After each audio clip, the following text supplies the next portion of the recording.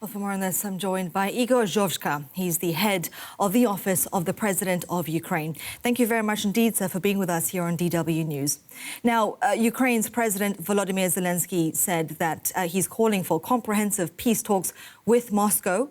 Are you optimistic that this will happen? That's what my president is doing from the practically first day of the war. He's appealing to President Putin, not only personally in his speeches, but through our international partners to start the real peace negotiations, peace talks in order to bring peace to my country. And definitely, along with these peace talks, should be the ceasefire immediately implemented in Ukraine and the withdrawal of the Russian troops from the territory of my country. But unfortunately, this is not the case for President Putin. Most likely, he's not ready. He's still waiting for some symbolic victories he wanted to achieve on the ground. Those peace negotiations, which are taking place in the format of delegations, they are dragging on, but unfortunately with little result. What can you tell us about the situation currently taking place in Mariupol? Well, the situation is worsening day by day, but a positive thing as we all finally started to evacuate people from the city because throughout the last 2 weeks, Russians refused to provide the humanitarian corridors to stop the shelling while the people evacuated. Now people are managing to escape somehow from the city, and then they are carried out by Ukrainian authorities in order to get them to the cities of Zaporizhia and Berdyansk. But unfortunately, there are still many people left in the city, and the Russians are making real atrocities. You well know the case when they bombarded the drama theater, and still we cannot find all the people who were in this building. Only 130 managed to be evacuated from the shelter, but many people were on the ground floor, and unfortunately the building is completely ruined.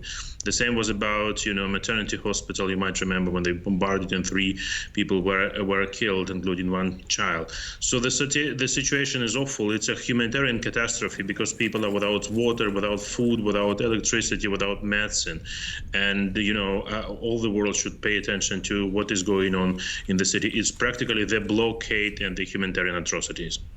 And the Ukrainian army has been able to put up some resistance there. How are they holding up right now? Well, it's hard really there, but they are holding. You mentioned that Azov is there, but it's not really now possible to get additional armed forces to the city, unfortunately.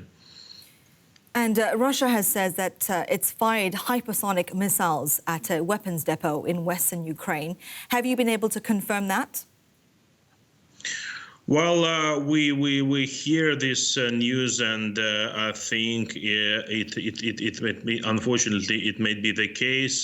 But very important, yes, you are drawing attention that they fired these hypersonic missiles, which means that most likely they are testing, this kind of weapons, and as well as other new weapons on the Ukrainian territory. So, unfortunately, this might be the case in further their operations.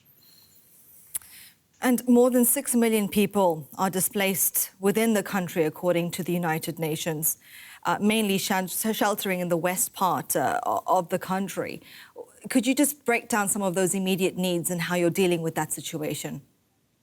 Well, unfortunately, Russians are doing everything to make any place in Ukraine unsafe place. But for the time being, right, many IDPs are arriving to the territory of Western Ukraine, but our local authorities are coping in quite well. So some of the districts, oblasts of Ukraine, the population there doubled or even tripled. But for the time being, all the people who are situated in the Western Ukraine are having good enough living conditions, and they're feeling much better than they went from on the territories where they escaped from.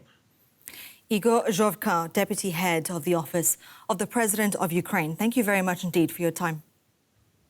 Thank you.